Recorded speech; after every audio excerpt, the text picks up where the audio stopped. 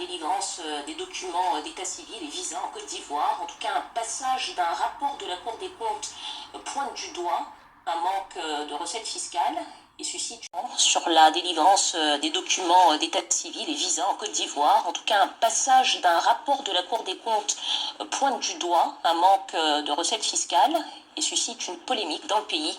On écoute la correspondance de Christelle Pire. Après le tollé de ces derniers jours, les ministères des Finances et de l'Intérieur ont fini par publier un communiqué ce vendredi matin. Ce qui leur est reproché, ce sont quelques lignes dans un rapport de la Cour des comptes qui dénonce un faible niveau de recouvrement des droits perçus par l'État sur les cartes de résident, les passeports et les cartes d'identité, à peine 800 000 francs pour toute l'année 2022.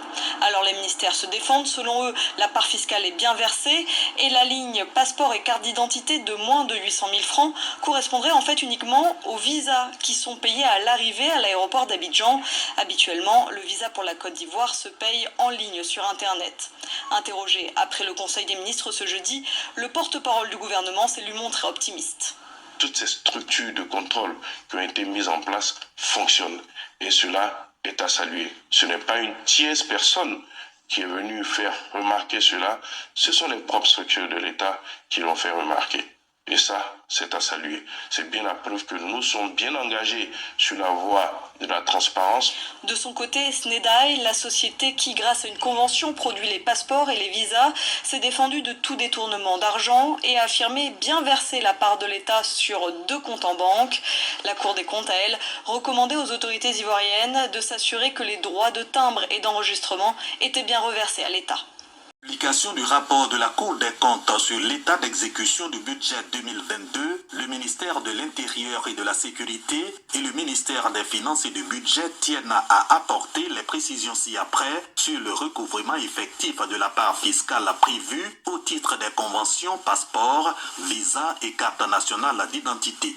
Concernant les passeports et visas biométriques, il est à noter que l'État de Côte d'Ivoire a conclu le 10 décembre 2007 une convention avec SNEDAI pour la production du passeport ordinaire biométrique. Le régime fiscal et les droits à acquitter pour l'établissement du passeport ordinaire sont fixés par l'ordonnance numéro 2009-225 du 24 juillet 2009 et ses textes d'application. Les droits du passeport s'élèvent à 40 000 francs CFA, dont 15 000 francs CFA représentant la part fiscale due aux impôts. Dans le cadre de la mise en œuvre de la convention passeport, un compte dédié a été ouvert dans une banque. Ce compte est régulièrement alimenté pour le recouvrement de la part fiscale revenant à l'État. Par ailleurs, la somme de 792 000 francs CFA mentionnée dans le rapport de la Cour des comptes représente uniquement les droits de demande en ligne de visa d'entrée en Côte d'Ivoire acquittés par des requérants à leur arrivée à l'aéroport international Félix Houphouët-Boigny d'Abidjan.